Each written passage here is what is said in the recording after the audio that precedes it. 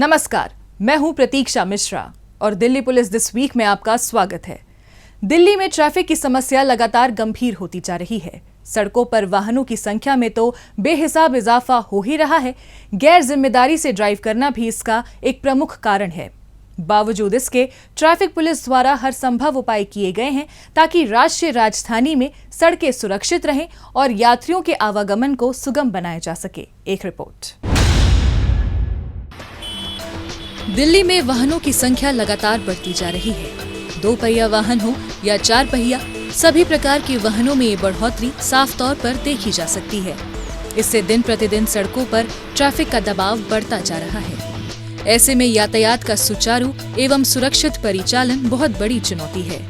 लिहाजा Delhi traffic police द्वारा तमाम इंतजाम किए गए हैं ताकि नागरिकों के आवागमन को सुरक्षित और आरामदायक बनाने के साथ साथ यातायात नियमों का प्रभावी क्रियान्वयन सुनिश्चित किया जा सके। इसके लिए देव प्रकाश शास्त्री मार्ग पूसा स्थित दिल्ली ट्रैफिक पुलिस हेडक्वार्टर्स में बाकायदा एक सिस्टम बनाया गया है, जिसमें आधुनिक तकनीक और उपकरणों के जरिए यातायात की बारीकी से निगरानी की जाती है।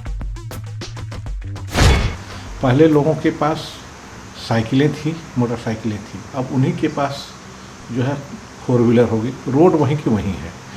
इसके वजह से जगह जगह कंजेशन बनते जा रहे हैं। तो दिल्ली ट्रैफिक पुलिस जो भी रिसोर्सेज है उससे पहले आइडेंटिफाई करती है कहाँ कहाँ बॉटलनेक हो रहा है। तो हमने 77 कॉरिडोर जो है आइडेंटिफाई किया, उसमें कौन कौन से जगह बॉटलनेक हो रही है उसके करीब 650 पॉइंट को हमने आइडेंटिफाई किया। उस पर टास्क बेस हर एक को असाइन किया गया कि इसको हमको एलिमिनेट करना है। और ऑलमोस्ट पिछले 3 सालों में हम लोगों ने मोर देन 500 पॉइंट्स को हमने एलिमिनेट किया। दिल्ली में रेड लाइट जंप करना और ओवर स्पीडिंग बहुत बड़ी समस्या है। इसलिए ट्रैफिक पुलिस मुख्यालय स्थित एनफोर्समेंट सेंटर में 24 घंटे राजधानी की सड़कों पर रेड लाइट जंप करने और ओवर स्पीड वाहनों पर सघन निगरानी की जाती है। इसके लिए दिल्ली में 43 स्थानों पर 209 रेड लाइट वायलेशन डिटेक्शन कैमरे लगाए गए हैं, जबकि 66 जगहों पर 125 ओवर स्पीड वायलेशन डिटेक्शन कैमरे लगाए गए हैं। ये कैमरे रेड लाइट जंप करने वाले और नियत गति से ज्यादा रफ्तार में चलने वाले वाहनों का पता लगा लेते हैं। इन कैमरों से जो जानकारी प्राप्त होती है उसका ट्रैफिक हेडक्वार्टर्स में तैनात पुलिसकर्मियों द्वारा गहनता से विश्लेषण किया जाता है और अगर यातायात नियमों का उल्लंघन पाया जाता है तो वाहन का चालान किया जाता है। इस सेंटर में 55 पुलिसकर्मी सेवाएं दे रहे हैं। हमारे 209 रेड लाइट वाइसन कैमरा है और 125 ओवर स्पीड कैमरा और ओवर दिल्ली लगे हुए हैं। तो जो एक सर्टेन लिमिट को से स्पीड से ज़्यादा स्पीड से जाता है तो ओवर स्पीड वाला डिटेक्ट कर लेता है।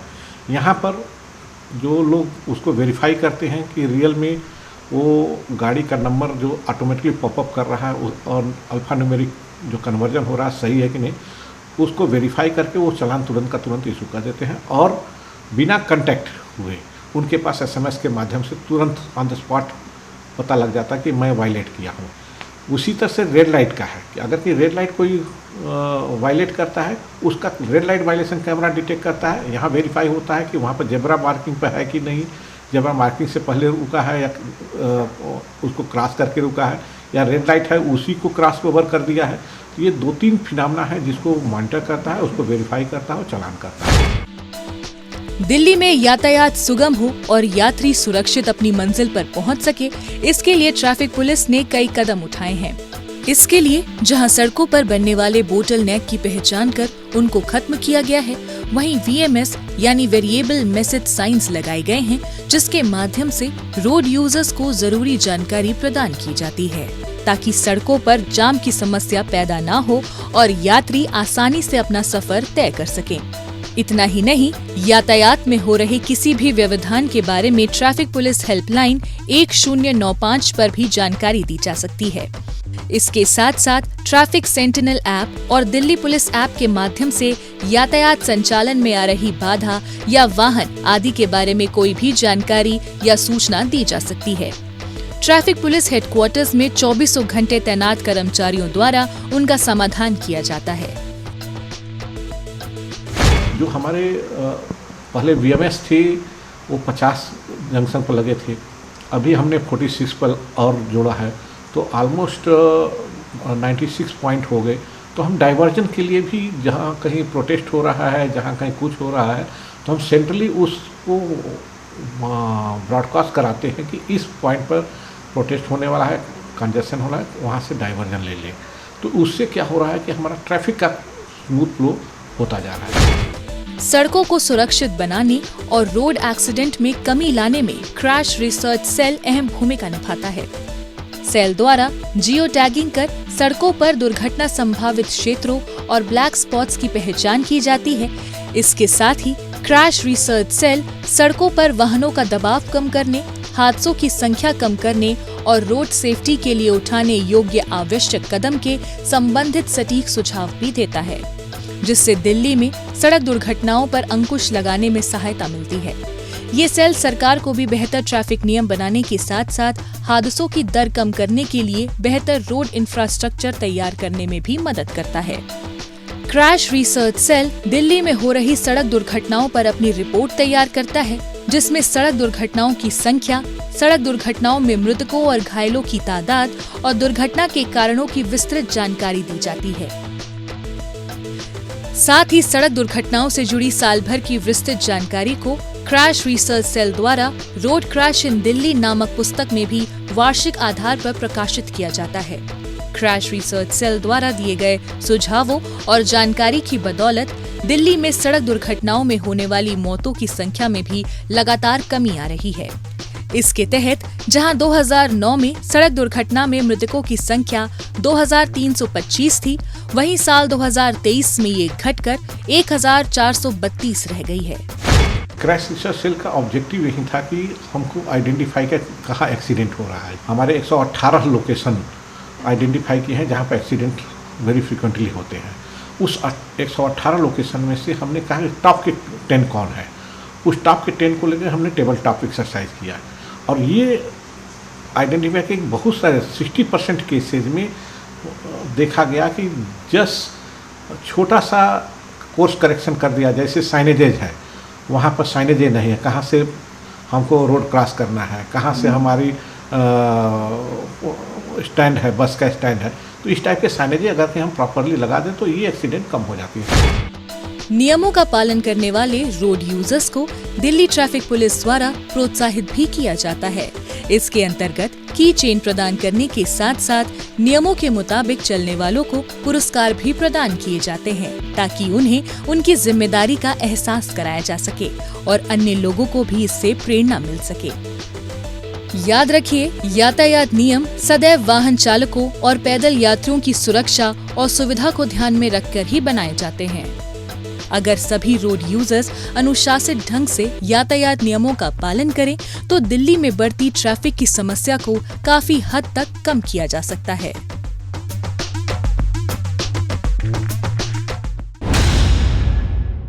अपराधियों को पकड़ने में जनता भी अपना सहयोग दे सकती है। अगर आप भी किसी अपराधी या अपराध से संबंधित कोई जानकारी रखते हैं तो फौरन ये जानकारी पुलिस को दें। आपकी पहचान को गुप्त रखा जाएगा।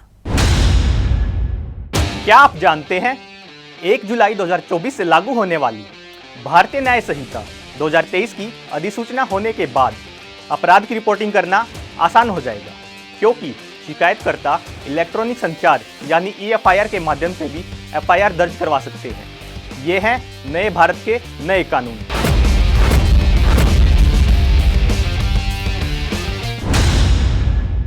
अब पेश है दिल्ली पुलिस के पिछले हफ्ते के एक्शन की कहानी आंकड़ों की जुबानी।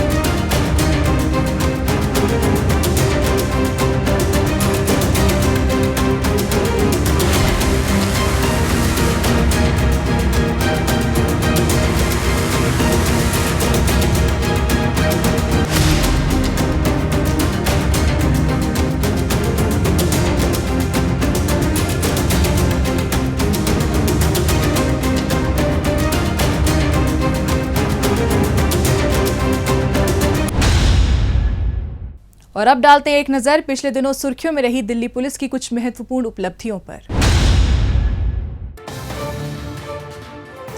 दिल्ली एनसीआर में सेंधमारी की वारदातों को अंजाम देने वाले 3 आरोपी रंजित सोनी, सौरभ और सोनू को दक्षिण पश्चिमी जिला पुलिस ने गिरफ्तार किया है।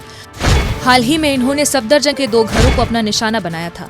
इसी के मद्देनजर मिली शिकायत पर कार्रवाई करते हुए पुलिस ने वारदात स्थल के आसपास लगे सीसीटीवी कैमरे और टेक्निकल सर्विलांस के जरिए एक ऑटो रिक्शा की पहचान की, जिसमें ये तीनों सेंधमारी की वारदात के बाद सवार होकर फरार हुए थे। पुलिस ने कड़ी मेहनत और ऑटो रिक्शा चालक से पूछताछ कर इनकी लोकेशन को ट्रेस करने में कामयाबी हासिल की। इसके बाद पुलिस ने दिल्ली के अलग अलग इलाकों में रेड कर पहले सौरभ और सोनू को पकड़ा, फिर इनकी निशानदेही पर उत्तम नगर में दबिश देकर इनके साथी रंजित सोनी को भी धर दबोचा।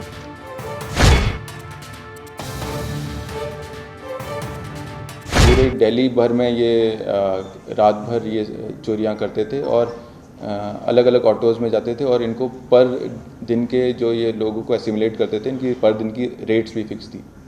ख़ास तौर से ख़ास बात ये है इसमें, इन्होंने पूरा खुद ही सब चीज़ को करने के लिए आगे इन्होंने एक उत्तम नगर में घर ले रखा था। वहाँ पे ये जो रेंट पे रह के ये सब वहाँ मिलते थे, वहाँ से फ़ोन स्विच ऑफ करके निकलते थे और इन्होंने वहाँ पे मशीनरी भी, स्पेशलाइज्ड मशीनरी जो कि सोने को गलाने के लिए वो भी रख रखी थी और वहाँ पे ये सोने को कन्वर्ट करते थे। तो काफ़ी मैसिव लेवल पे ये जो चोरियां कर रहे थे। पुलिस ने इनके कब्जे से सेंधमारी की अलग अलग वारदातों में चोरी किया गया सोना और चांदी सहित घरों को अनलॉक करने में इस्तेमाल औजार भी बरामद कर लिए हैं।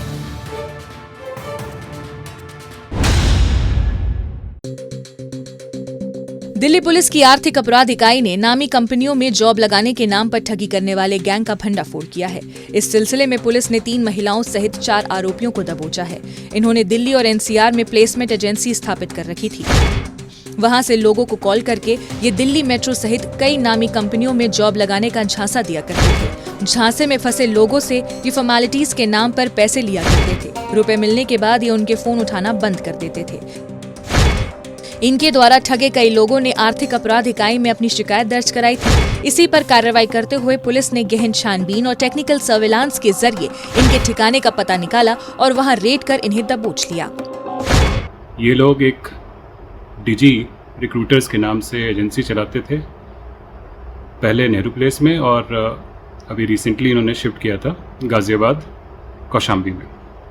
यहाँ पर ये एक बहुत अच्छा ऑफिस बनाकर और लोगों को कॉल करते थे कि आपको दिल्ली मेट्रो, अमेज़ॉन, इस तरह की जो प्रतिष्ठित ऑर्गेनाइजेशंस हैं वहाँ पर जॉब लगवाएंगे और इसी झांसे को आगे बढ़ाते हुए ये लोगों को इंटरव्यू कॉल के लिए बुलाते थे।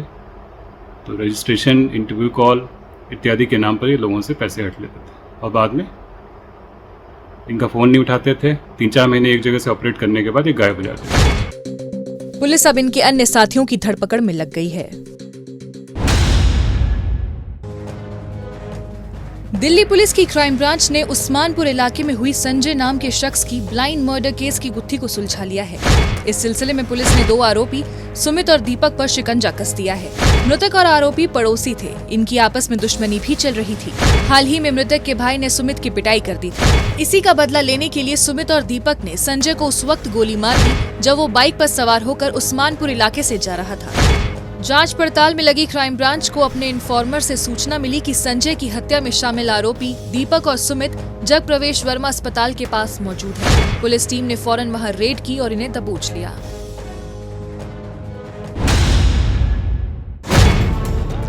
दक्षिण पश्चिमी जिला पुलिस ने वसंत कुंज इलाके में एक हाई प्रोफाइल सेक्स रैकेट का भंडाफोड़ किया है। इस मामले में पुलिस ने गिरोह के सरगना प्रेमचंद मैतेई को दबोच लिया है। प्रेमचंद अलग अलग राज्यों से लड़कियों को नौकरी देने के बहाने वसंत कुंज स्थित एक फ्लैट पर लेकर आता था। इसके बाद ये उन्हें किडनैप कर अश्लील वीडियो तैयार करता था। फिर ये उन्हें ब्लैकमेल कर देह व्यापार के धंधे में धकेल देता था। इसी तरीके से इसके चंगुल में फंसी एक लड़की से वसंत कुंज साउथ थाने में किडनैप किए जाने की कॉल मिली। इसी पर कार्रवाई करते हुए फौरन एक पुलिस टीम ने उससे संपर्क किया और उस फ्लैट पर पहुंची जहां और भी लड़कियों को जबरन बंधक बनाकर रखा हुआ था। पुलिस ने वहां मौजूद 3 लड़कियों को छुड़ाते हुए आरोपी प्रेमचंद को गिरफ्तार कर लिया। पुलिस ने इसके कब्जे से 3 मोबाइल फोन और 22 लाख रुपए से अधिक रुपए बरामद कर लिए हैं।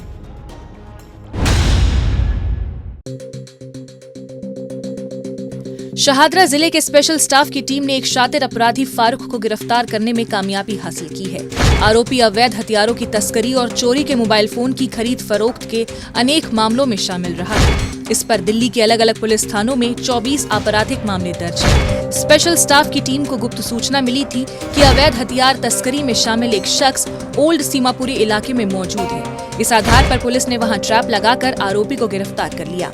पुलिस ने आरोपी के कब्जे से 20 जिंदा कारतूस और चोरी के 23 मोबाइल फोन भी बरामद कर लिए हैं।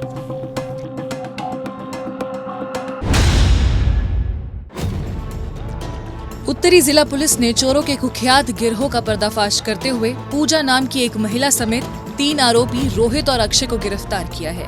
सोनीपत निवासी एक शख्स ने कोतवाली पुलिस थाने में रिपोर्ट दर्ज कराई थी कि जब वो चांदनी चौक इलाके में 5 लाख रुपए से भरा बैग लेकर रिक्शे से जा रहा था, तभी उस रिक्शे में सवार अज्ञात लोग उसका बैग चोरी कर फरार हो गए। मामले की सूचना मिलते ही पुलिस ने गहनता से छानबीन करते हुए घटनास्थल के नजदीकी आसपास लगे 150 सीसीटीवी कैमरे खंगाले और टेक्निकल सर्विलांस के जरिए सभी आरोपियों की पहचान कर ली। इसके बाद पुलिस ने आरोपी रोहित को रघुबीर नगर इलाके से गिरफ्तार कर लिया। इससे की गई पूछताछ के आधार पर पुलिस ने 2 अन्य आरोपी अक्षय और पूजा को मंगोलपुर गांव से धर दबोचा। पुलिस ने आरोपियों के कब्जे से 2 लाख रुपए कैश, चोरी किए गए 6 मोबाइल फोन और अन्य सामान भी बरामद कर लिया है। दिल्ली पुलिस क्राइम ब्रांच की टीम ने अंतर्राज्यीय मादक पदार्थ तस्कर गिरोह का पर्दाफाश करते हुए जकी अहमद, हासिब और राशिद नाम के 3 आरोपियों को गिरफ्तार किया है। क्राइम ब्रांच की टीम राजधानी में मादक पदार्थ तस्करों की गतिविधियों पर गहनता से नजर रख रही थी। इसी दौरान टीम को गुप्त सूचना मिली कि उत्तर प्रदेश के बदायूं से हेरोइन की खेप लाकर उसे दिल्ली के वेलकम इलाके में सप्लाई किया जाएगा। इस पर मुस्तैदी दिखाते हुए पुलिस ने फौरन संभावित स्थान पर जाल बिछा दिया। इसी बीच पुलिस को एक बैग और एक पैकेट लिए 2 अज्ञात शख्स वहां आते हुए दिखाई दिए। शक के आधार पर पुलिस ने उन्हें रोककर जब उनके बैग की तलाशी ली, जिसमें 510 ग्राम हेरोइन बरामद की गई। इनसे की गई पूछताछ के आधार पर पुलिस ने मादक पदार्थ सप्लाई करने के मुख्य आरोपी राशिद को भी धर दबोचा। पुलिस ने मादक पदार्थ तस्करी में इस्तेमाल की जाने वाली कार भी बरामद कर ली है। दक्षिणी जिला पुलिस ने हेरोइन सप्लाई करने के आरोप में एक नाइजीरियन नागरिक विक्टर को दबोचा है। मेहरौली पुलिस स्टेशन की टीम को गुप्त सूचना मिली थी कि एक नाइजीरियन नागरिक हेरोइन सप्लाई करने के धंधे को अंजाम दे रहा है। इसी सिलसिले में वो छतरपुर पहाड़ी के नजदीक किसी को हेरोइन डिलीवरी के लिए आने वाला है। इसी आधार पर पुलिस टीम ने वहां नाकेबंदी की और इसे पकड़ लिया। पुलिस ने जब इसकी तलाशी ली तो इसके कब्जे से 70 ग्राम से अधिक मात्रा में हेरोइन बरामद हुई। पुलिस ने हेरोइन जब्त करते हुए इसे धर दबोचा। क्राइम ब्रांच ने अवैध हथियार बनाने और सप्लाई करने वाले अंतर्राज्यीय गैंग का भंडाफोड़ किया है। इस सिलसिले में पुलिस ने गिरोह के 5 सदस्यों पर शिकंजा कस दिया है। पकड़े गए आरोपियों ने मेरठ में हथियार बनाने की फैक्ट्री लगा रखी थी। वहां से हथियारों को ये दिल्ली एनसीआर में लाकर छेनू और नासिर गैंग के बदमाशों को सप्लाई किया करते थे। क्राइम ब्रांच को मुखबिर से सूचना मिली कि हथियार सप्लाई करने वाले गैंग का एक सदस्य उस्मानपुर इलाके में हथियारों की डिलीवरी देने के लिए आने वाला है। इस महत्वपूर्ण सूचना पर पुलिस ने फौरन वहां ट्रैप लगाया और इसे पकड़ लिया। उसकी निशानदेही पर पुलिस ने गिरोह के अन्य सदस्यों को दिल्ली और मेरठ में अलग अलग जगहों पर रेड कर दबोच लिया। पुलिस ने मेरठ में हथियार बनाने वाली फैक्ट्री को सील करते हुए इनके कब्जे से हथियार बनाने में इस्तेमाल रॉ मटेरियल सहित 9 पिस्टल और 20 जिंदा कारतूस भी बरामद कर लिए हैं।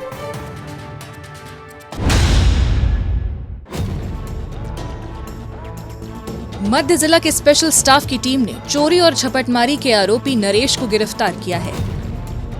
स्पेशल स्टाफ की टीम को गुप्त सूचना मिली थी कि एक शख्स दिल्ली के अलग अलग इलाकों से चोरी किए गए मोबाइल फोन्स को बेचने के इरादे से नई दिल्ली रेलवे स्टेशन के नजदीक आने वाला है। इसी आधार पर फौरन एक पुलिस टीम ने संभावित स्थान पर पहुंचकर जाल बिछा दिया और आरोपी को धर दबोचा। पुलिस ने आरोपी के कब्जे से चोरी के 20 मोबाइल फोन बरामद कर लिए हैं। आरोपी पर दिल्ली के अलग अलग पुलिस थानों में कई आपराधिक मामले दर्ज हैं।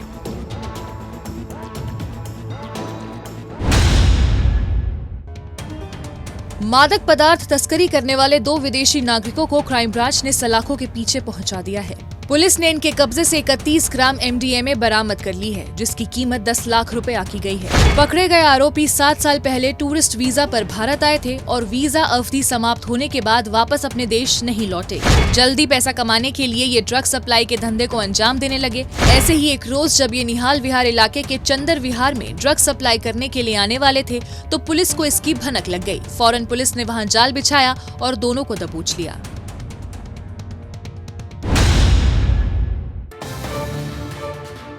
बाहरी उत्तरी जिला पुलिस ने एक 5 वर्षीय बच्ची से दुष्कर्म कर हत्या करने के आरोपी टोटन लोहार को गिरफ्तार किया है। बवाना पुलिस थाने में PCR कॉल के जरिए इंडस्ट्रियल एरिया में एक बच्ची के अपहरण की सूचना मिली थी। मामले की गंभीरता को देखते हुए पुलिस फौरन हरकत में आई और बच्ची की तलाश में जुट गई। इस दौरान पुलिस ने बच्ची के घर के नजदीकी इलाके में लगे CCTV कैमरे खंगाले, जिसमें से एक CCTV कैमरे की तस्वीरों में बच्ची एक शख्स के साथ जाती हुई दिखाई दी, जिसकी पहचान टोटल लोहार के रूप में की गई। आगे की छानबीन में खुलासा हुआ कि आरोपी ट्रेन से पश्चिम बंगाल भाग गया है। इस आधार पर एक पुलिस टीम कोलकाता रवाना हो गई और आरोपी को गिरफ्तार कर दिल्ली ले आई। PCR call Bawana police station में प्राप्त हुई, जिसमें पेरेंट्स ने बताया कि उनकी 5 साल की बच्ची करीब शाम 5 बजे से मिसिंग है और काफ़ी तलाशने के बाद भी वह मिल नहीं रही है। सूचना प्राप्त होते ही एक FIR इसमें किडनैपिंग की दर्ज की गई और साथ ही मल्टीपल टीम्स बनाई गई बच्ची को ढूंढने के लिए। सर्च के दौरान कुछ CCTV फुटेजेस सामने आए, जिसमें बच्ची एक एडल्ट के साथ जाती हुई दिखाई दी। इस एडल्ट को पेरेंट्स ने टोटन लोहार नाम के व्यक्ति के रूप में आइडेंटिफाई किया। पुलिस ने आरोपी की निशानदेही पर मृतक बच्ची का शव भी बरामद कर लिया है। अवैध हथियार सप्लाई करने वाले अंतर्राज्यीय गिरोह के सदस्य चढ़े स्पेशल सेल के हत्थे। तरुण बालियान और हिमांशु नाम के तस्कर मध्य प्रदेश के खारगौन से हथियार लिया करते थे। वहां से हथियार लाकर ये दिल्ली NCR सहित पश्चिमी यूपी के बदमाशों को सप्लाई करने के धंधे को अंजाम दे रहे थे। स्पेशल सेल ने हथियार तस्करों की धरपकड़ के लिए अभियान चलाया हुआ था। उसी दौरान पुलिस को अपने गुप्तचरों से सूचना मिली कि हथियार सप्लाई करने वाले अंतर्राज्यीय गिरोह के 2 सदस्य मेहरौली स्थित अर्जनगढ़ मेट्रो स्टेशन के नजदीक हथियारों की डिलीवरी देने के लिए आने वाले हैं। पुलिस ने मुस्तैदी दिखाते हुए फौरन वहां ट्रैप लगाया और उनका इंतजार करने लगी। जैसे ही ये कंधे पर लदे 2 बैगों में हथियार लेकर वहां आए तो पुलिस टीम ने इन्हें घेर लिया और इन्हें अपने काबू में कर लिया। पुलिस ने इनके कब्जे से 7 ऑटोमेटिक पिस्टल बरामद कर ली हैं।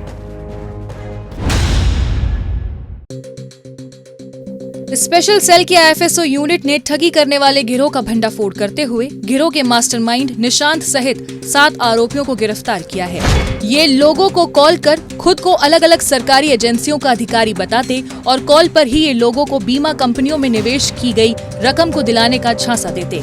झांसे में फंसे लोगों से ये औपचारिकताएं पूरी करने के नाम पर अपने खातों में लाखों रुपए ट्रांसफर करवा लिया करते थे। इसी तरीके से 3 करोड़ 50 लाख रुपए की ठगी का शिकार हुए एक व्यक्ति से शिकायत मिलने पर IFSO यूनिट ने कार्रवाई की। पुलिस ने टेक्निकल सर्विलांस की मदद से सबसे पहले गिरोह के सरगना निशांत को पकड़ा। पुलिस ने इसकी निशानदेही पर धोखाधड़ी में शामिल इसके 6 साथियों पर भी शिकंजा कस दिया। पुलिस ने इनके कब्जे से 20 मोबाइल फोन, 4 लैपटॉप और 1 पेन ड्राइव भी बरामद कर ली है। नए आपराधिक कानूनों को लेकर दिल्ली पुलिस द्वारा अलग अलग स्थानों पर प्रशिक्षण कार्यक्रम आयोजित कर पुलिस कर्मियों को प्रशिक्षित किया जा रहा है, ताकि पुलिस कर्मियों को नए कानूनों को लागू करने में किसी भी प्रकार की परेशानी न हो। इसी कड़ी में द्वारका जिला पुलिस द्वारा जिला क्षेत्र के जांच अधिकारियों के लिए व्यापक प्रशिक्षण और इंटरैक्टिव सत्र का आयोजन किया गया, जिसमें DCP अंकित सिंह ने भी पुलिसकर्मियों को नए आपराधिक कानूनों से संबंधित जानकारी दी। साथ ही उन्होंने जांच के दौरान तकनीकी उपकरणों के उचित उपयोग के तौर तरीके भी सिखाए।